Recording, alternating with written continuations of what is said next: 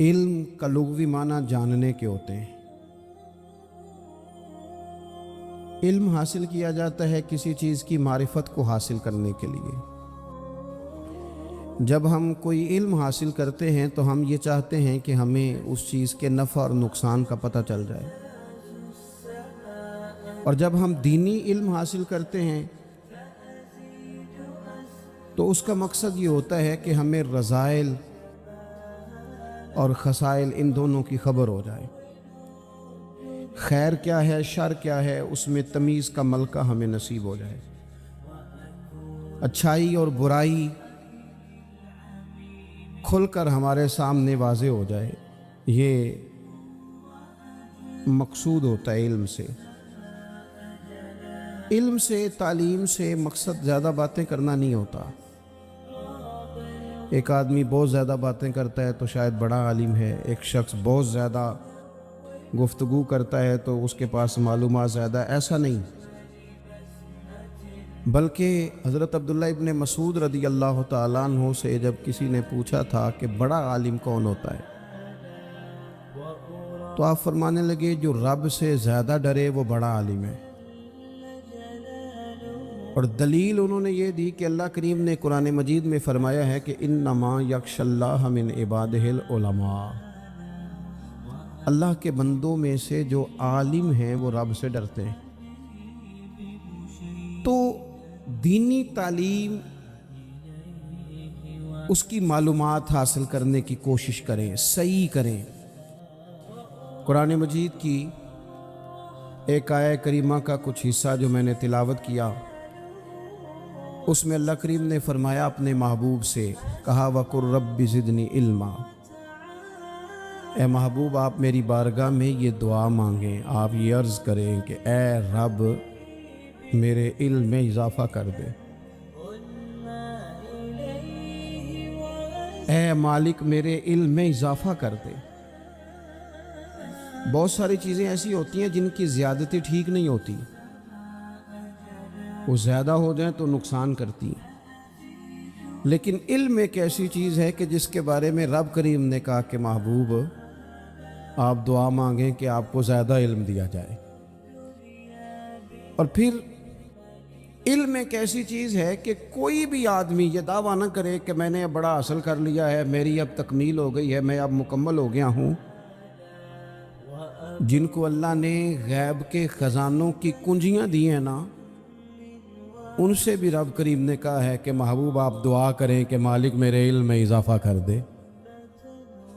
تو جب وہاں تک یہ بات ہے تو پھر عام آدمی کو بھی چاہیے کہ وہ اپنی معلومات میں اضافے کا شوق پیدا کرے۔ اور تیسری بات یہ کہ جو حضور کے علم شریف پر بات کرتے ہیں وہ بھی اس آیت سے سیکھیں کہ حضور کا علم تو ہر روز رب اس میں اضافہ فرما رہا ہے، تو ہر روز اضافہ ہو رہا ہے۔ وَلَلْآخِرَةُ خَيْرٌ لَكَ مِنَ الْأُولَىٰ، ہر روز ترقی ہو رہی ہے حضور کے علم شریف کی بھی۔ تو ہمارے ہاں زیادہ تر لوگ بات اس لیے سیکھتے ہیں کہ میں کوئی کہیں سے مسئلہ سیکھوں گا پھر جا کے اپنی مسجد کے امام کو تنگ کروں گا کہ وہاں تو میں یہ سن کے آیا ہوں تو یہاں یہ کام کیوں نہیں ہوتا۔ میں کوئی بات سیکھوں گا تو پھر میں اس سے بحث کا دروازہ کھولوں گا۔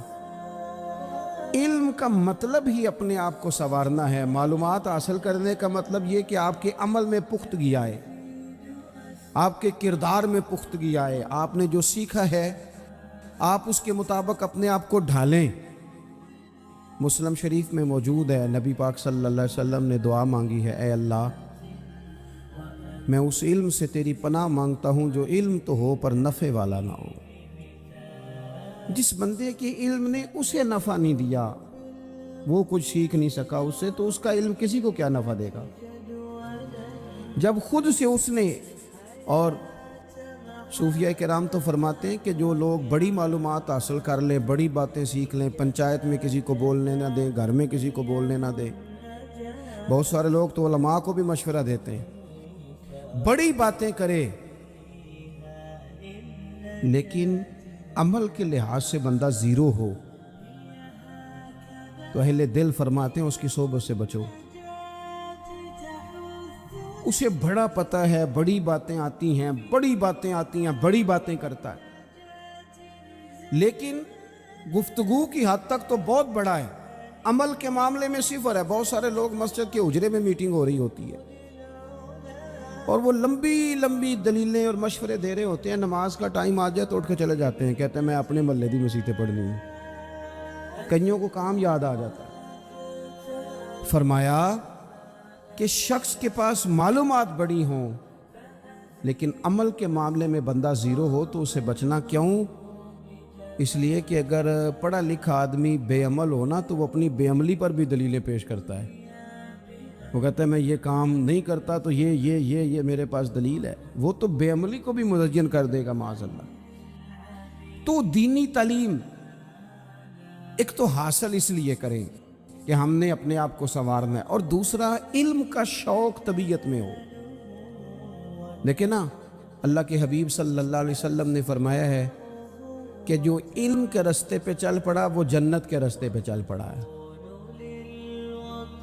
جمعوں میں محفلوں میں کانوں کے ذائقے کے لیے نہ آئیں، اس لیے آئیں کہ میرے علم میں، میرے عمل میں یہ کوئی اضافے کی بات بنے گی، میں کوئی نصیحت حاصل کروں گا تو میرے دل کا زنگ اترے گا۔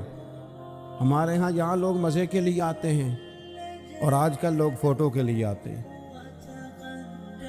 ان دو کاموں سے نکل کر خالص اصلاح کی نیت سے علم کا شوق، ہمارے ہاں تیزی سے ایک حرکت کی گئی، علماء کا وقار خراب کیا گیا اور لوگوں کو دینی علوم سے دور کیا گیا، اور اس میں بعض بیچارے واعظین اور خطباء نے بھی کردار ادا کیا جب جعلی پیر کی تعریفیں کھول کے کی، اور اسے پتہ نہیں کہاں تک یہ سٹیج ہوتے ہیں نا، ان میں کوئی بندہ اچھا لگے بھی تو اس کے لیے دعا کرنی چاہیے، تعریفیں نہیں کرنی چاہیے۔ تعریفیں اس کا کوئی فائدہ نہیں ہے، اس بندے کو تو دعا کا فائدہ ہے، اگر آپ کو اچھا لگ رہا ہے تو اسے دعا دیں، اس سے زیادہ کچھ نہیں کریں۔ اور ہمارے ہاں جناب وہ نقیب محفل بیچارے کی شامت آ جاتی ہے اگر تعریفیں تھوڑی کرے تو کہتے ہیں انہوں تو نام ہی نہیں لینا ہوں۔ اور بھائی اس کے نام لینے سے آپ کا قد اونچا ہوتا ہے۔ تو علم اور عالم، ان دونوں چیزوں سے قوم کو دور کیا گیا۔ دینی تعلیمات کا فقدان ہے۔ جو میٹرک تک لوگ 60-70 کتابیں پڑھ جاتے ہیں انہیں بھی قرآن پاک ٹھیک سے نہیں پڑھنا آتا، دور کیا گیا۔ آپ مجھے بتائیے، چلیں ایک مسجد ہی آپ دیکھ لیں، اس مسجد کے اندر اگر ایک طرف ایک عالم دین مشکات شریف کھول کے بیٹھے ہوں، حدیث پاک کا درس ہو رہا ہے، یا بحر شریعت کھول کے بیٹھے ہیں، فقہی مسائل بیان کیے، اور اسی مسجد میں ایک بابا جی جبہ پہن کے تگڑا سا بڑی سی پگڑی باندھ کے اور 500 دانے والی تسبیح لے کے بیٹھے ہیں۔ اب ایک بندہ اندر آتا ہے تو وہ کدھر جائے گا، عالم کی طرف کہ بابا جی کی طرف؟ وہ کیوں جا رہا ہے بھلا بابا جی کی طرف؟ وہ اس لیے کہ ہم نے اسے یہ بتایا ہی نہیں کہ جس طرح سبحان اللہ سبحان اللہ سبحان اللہ پڑھنا عبادت ہے نا، اسی طرح دارابا پڑھنا بھی عبادت ہے۔ اسے ہم نے بتایا نہیں کہ جب تک علم کے رستے میں رہنا بھی عبادت ہے، جب تک اسے یہ سمجھ نہیں نہ آئے گی کہ جس طرح وظائف کی کتاب پڑھنا عبادت ہے اسی طرح مشکات شریف پڑھنا بھی عبادت ہے، حدیث بخاری کا درس لینا بھی عبادت ہے، مسلم شریف کی احادیث پر اپنے اساتذہ سے بیٹھ کر دروس پانا بھی عبادت۔ جب تک یہ پورا مزاج دیکھیں نا، نبی پاک صلی اللہ علیہ وسلم نے فرمایا رات کی ایک گھڑی بھر دین سیکھ لینا ساری رات نفل پڑھنے سے بہتر ہے۔ اب ہمیں سمجھنا چاہیے کہ کتاب پڑھ کے بھی بندہ رب رسول تک پہنچ سکتا ہے۔ کتاب و سنت رستہ آسان کرتے ہیں، لیکن ہمارے ہاں کیا مزاج دیا گیا ہے، بابا جی کے پاس چلو، ضرور جائیں بابا جی اگر نیک ہیں تو منع کوئی نہیں کر رہا، لیکن جو سوچ ہمیں حضور نے دی ہے ہم نے اسی سوچ کے مطابق اپنے معاملات کو ترتیب دینا ہے نا۔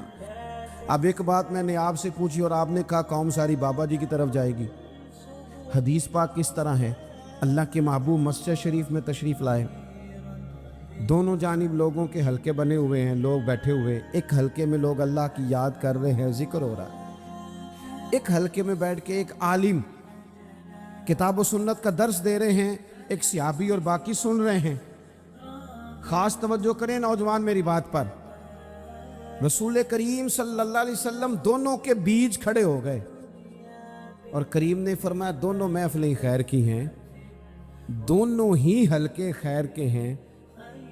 اور پھر حضور فرمانے لگے مجھے چونکہ رب نے استاد بنا کے بھیجا ہے, میں چونکہ معلم بن کے آیا ہوں, یتلو علیکم آیاتنا ویزکیکم, میں چونکہ کتاب و سنت کی تعلیم کے لیے آیا ہوں.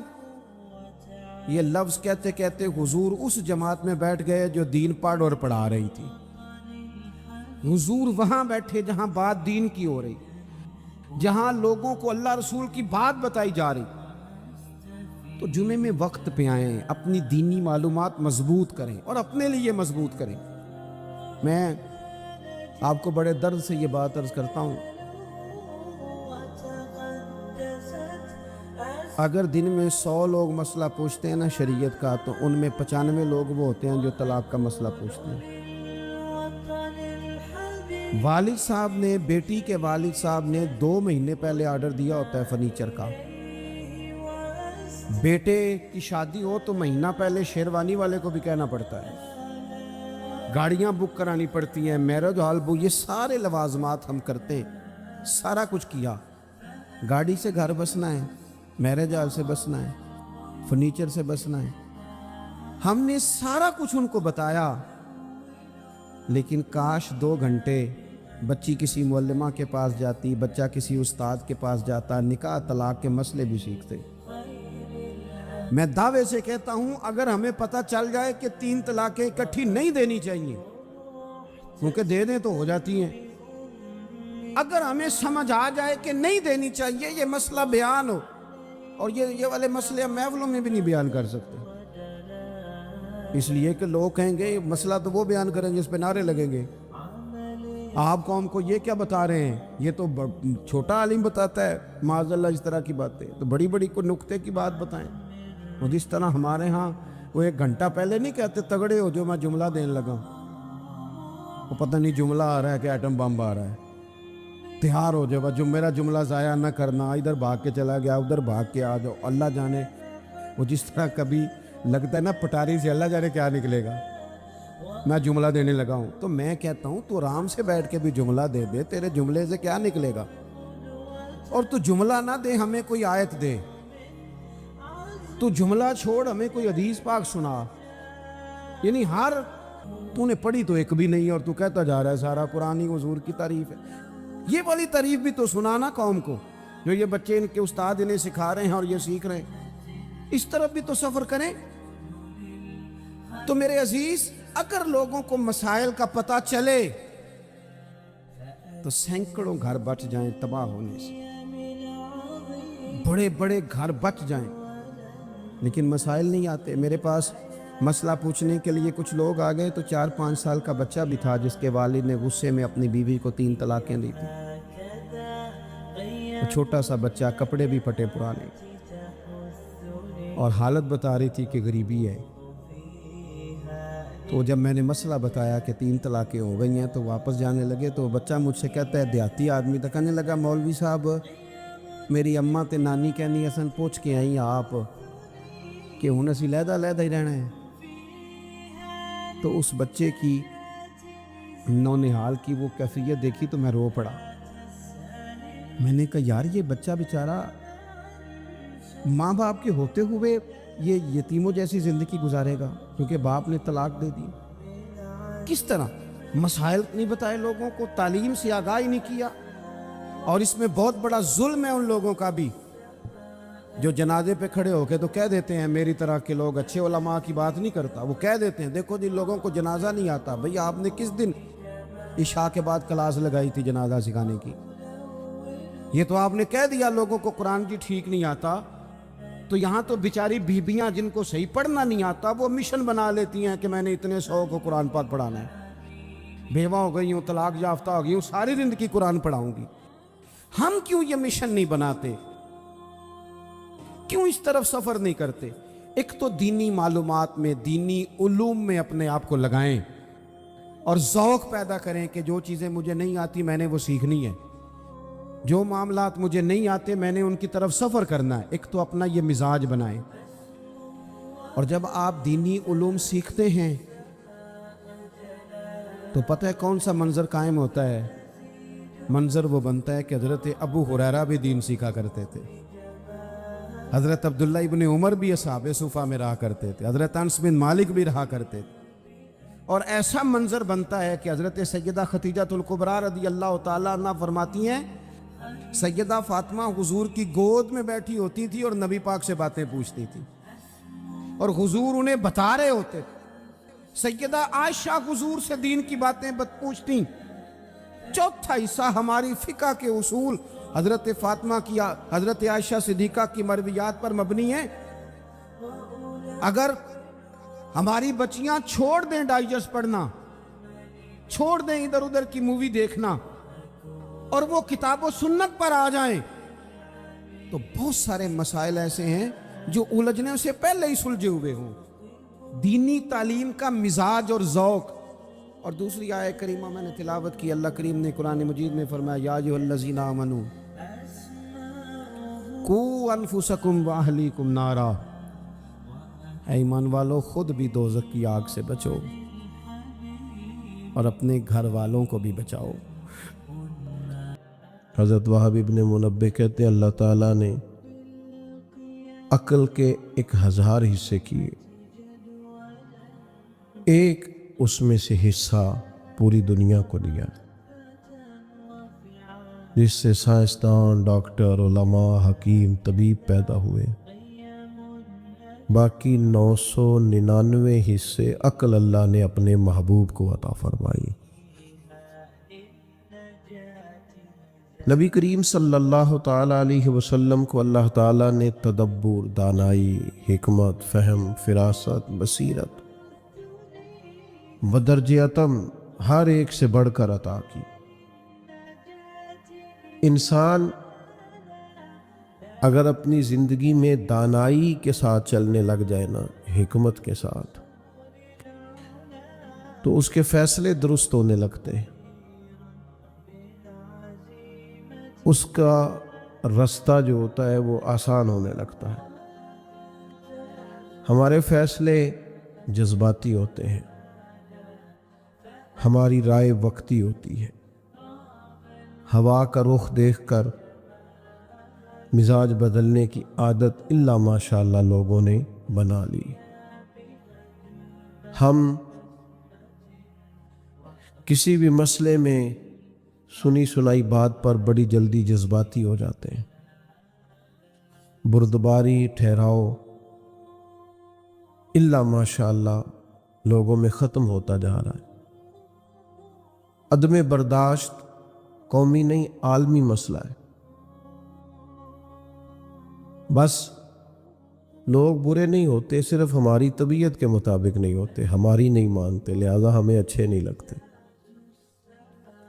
تدبر, دانائی, حکمت, ٹھہراؤ, ذرا چیزوں کو سوچ سمجھ کے چلنا, معاملات پر غور کرنا. دیکھیں نا, نبی پاک صلی اللہ تعالیٰ علیہ وسلم نے اس شخص کو پہلوان کہا ہے جو اپنے غصے پر قابو پا لیتا ہے. فرمایا وہ پہلوان ہے جس کا اپنے اوپر کنٹرول ہے. اور جو آدمی کہتا ہے مجھے پتہ ہی نہیں چلتا, تو بھئی پھر آپ زندگی میں نظام لے کے آگے کیسے چلیں گے جب آپ کو پتہ ہی نہیں چلتا.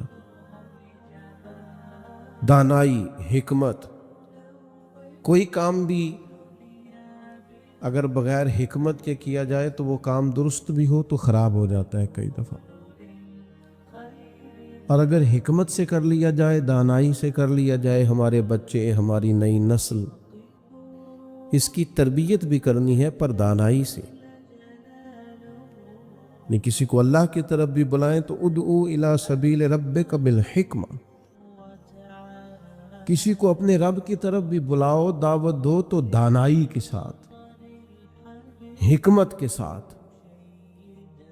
ایک بادشاہ نے خواب دیکھا تھا کہ میرے سارے دانت ٹوٹ گئے, اس نے تعبیر کرنے والا بلایا، اس سے کہا اس کی تعبیر بتاؤ، تو کہنے لگا تعبیر یہ ہے کہ آپ کے سارے بال بچے، رشتہ دار، بہن بھائی آپ کی زندگی میں مر جائیں گے۔ بادشاہ نے وہ بندہ بھی مروا دیا۔ اس نے کہا تو مجھے میرے بچوں کے موت کی خبر دینے آیا؟ اگرچہ غلط کیا، اللہ تعالیٰ معاف کرے، ناجائز کیا، لیکن نادان آدمی اتنی بڑی بیوقوفی کر گیا۔ کسی نے اس سے کہا کہ ایک اور آدمی بھی بڑی اچھی تعبیر بتاتا ہے، اس کو بلائیے۔ اس کو بلایا، اس نے تعبیر پوچھی، کہا میں نے خواب دیکھا ہے کہ میرے سارے دانت ٹوٹ گئے، تو تعبیر کیا ہے؟ تو اس نے کہا بادشاہ مبارک ہو، اس کی تعبیر یہ ہے کہ اللہ تعالیٰ آپ کو اپنے خاندان میں سب سے لمبی عمر عطا کرے گا۔ بادشاہ نے اس بندے کو انعام دیا۔ یہ ذرا مجھے بتائیے گا، اس نے بھی وہی تعبیر نہیں بتائی جو پہلے والے نے بتائی ہے؟ اس نے بھی وہی بات بتائی ہے نا۔ اس نے کیا کہا؟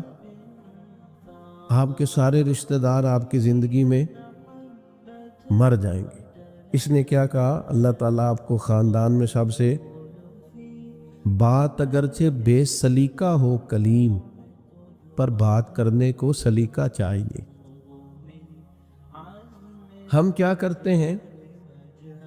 اپنے گھر میں بھی حکمت سے نہیں چلتے، اپنے دفتر میں بھی حکمت سے نہیں چلتے، اپنے دوستوں کے بیچ بھی دوستی لگائیں گے تو پھر ہر چیز ہی نچھاور کر دیں گے، لیکن جب دوستی ٹوٹے گی تو چائے کی پیالیوں کا بھی حساب ہوگا۔ وہ جو لاہور آتے جاتے کرایہ لگا تھا، اس کا بھی کورے ورک کتاب نہیں ہوندے، پتھر دل گلاب نہیں ہوندے، سجنا پہلوں ہی سوچ کے لائیں، پھر یاراں نال حساب نہیں ہوندے۔ تدبر نہیں ہے، دانائی نہیں ہے، فہم نہیں ہے، بے حکمت سی باتیں، جذباتی سے فیصلے، مرضی منشا۔ ہم چاہتے ہیں جو ہم سوچ رہے ہیں شاید یہی سارا ٹھیک ہے۔ ہمارے ہاں نا پنچایتوں میں، دیہاتوں میں کسی سے کوئی فیصلہ کراتا تھا تو لوگ اس پارٹی کے ساتھ ہوتے ہیں جس نے پہلے آ کے بات سنا لی۔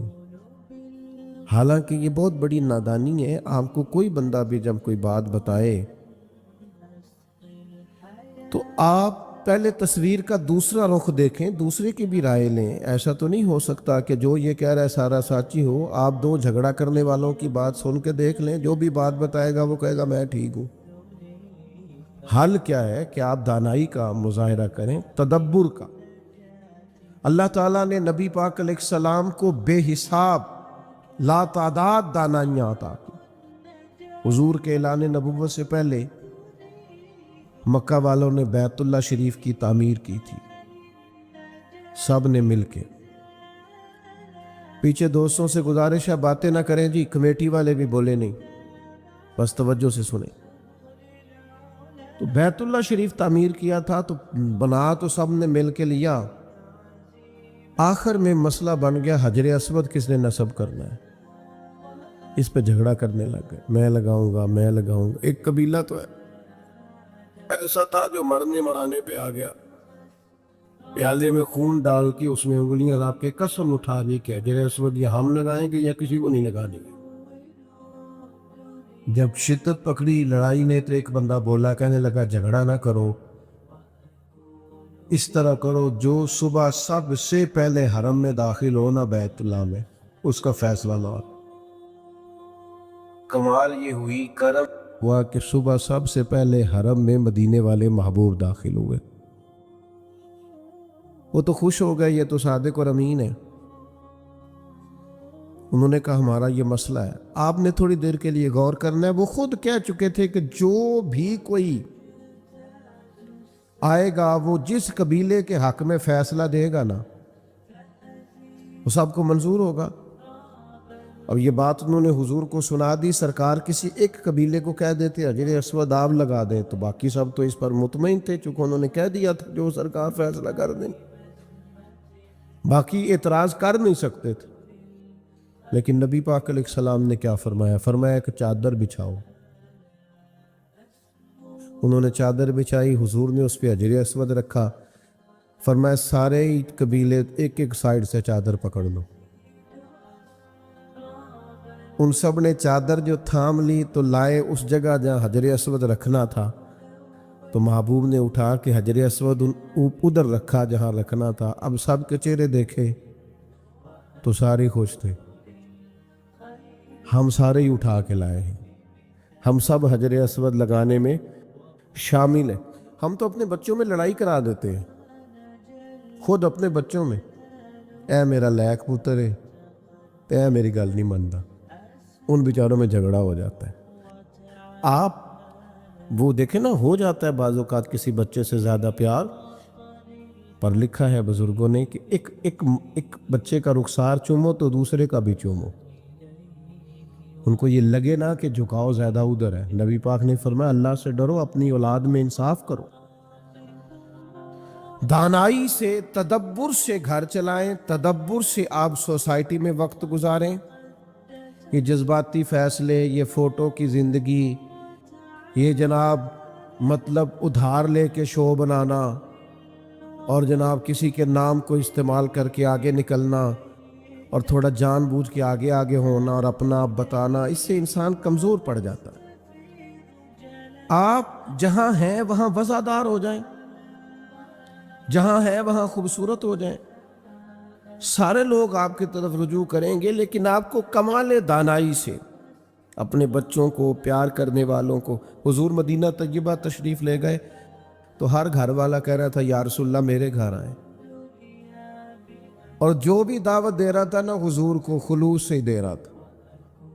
لوگوں نے دروازے نہیں کھولے ہوئے تھے، اکھیاں بھی بچھا رکھی تھی، وہ تو سویرے آتے تھے اور شام تک کریم کا انتظار کرتے تھے۔ پتھروں، پہاڑوں، ٹیلوں تک پہ سجاوٹ اور نور ہی نور گویا نظر آتا تھا، اس طرح کا سما تھا جیسے سجی ہوئی ہے ہر چیز۔ ہر ایک کہہ رہا تھا، حضرت عتبان بن مالک، حضرت سعد بن معاذ، بڑے بڑے سردار، یا رسول اللہ ہمارے گھر میں قیام کریں۔ کوئی کہتا تھا حضور میرا گھر کشادہ ہے، تو جتنے لوگ آپ سے ملنے آئیں گے سب آرام سے بیٹھ سکیں گے۔ کوئی کہتا تھا یا رسول اللہ میرا قبیلہ بڑا ہے، اسلحہ زیادہ ہے، دشمن کے مقابلے میں مدد کرنی ہوئی تو ہم ذرا زیادہ تعداد میں ہیں، مدد کر سکیں گے دین کی۔ یا رسول اللہ ہمارے گھر، ہر بندہ خلوص سے دعوت دے رہا ہے، اب کیا کریں؟ یقیناً حضور کہتے میں نے فلانے کے گھر جانا ہے تو دوسرا ناراض ہو جاتا، کبھی بھی ایسا نہ ہوتا، وہ قبول کرتے بات کو۔ لیکن ذرا انسان کے دل میں محبت میں احساس تو آتا ہے نا، یار میں نے بھی تو کہا تھا، میں نے بھی تو کہا تھا نا۔ اگرچہ وہ ناراض نہ ہوتے، حضور کا فیصلہ قبول کرتے، پر خواہش تو سب کی تھی نا۔ میرے کریم نے کیا کہا؟ فرمایا یہ فیصلہ میں نے کرنا ہی نہیں۔ اونٹنی کی لگامیں حضور نے چھوڑ دی، فرمایا یہ مامور من اللہ ہے، جہاں اسے میرا رب حکم دے گا یہ وہاں بیٹھ جائے۔ یہ فیصلہ ہی اللہ پہ چھوڑتے ہیں۔ نبی پاک نے فرمایا میری اونٹنی جہاں اللہ کی حکمت ہوگی وہاں۔ اونٹنی چلتی رہی وہاں آ کے بیٹھ گئی جہاں سیدنا ابو ایوب انصاری کا گھر تھا۔